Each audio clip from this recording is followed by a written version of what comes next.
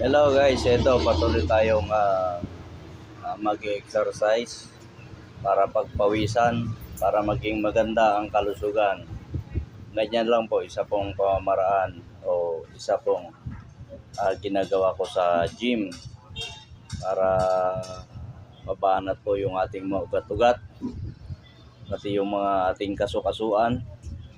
Yan, dahan-dahan lang po at patuloy na dadaloy ang pawis para sa magandang kalusugan.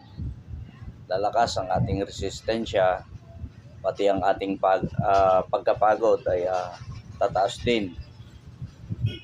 So yan guys, continue lang po at sa mga katulad ko po na tumataas ang blood pressure, yan po ang dapat po natin gawin. Exercise. Sige po, susunod ulit.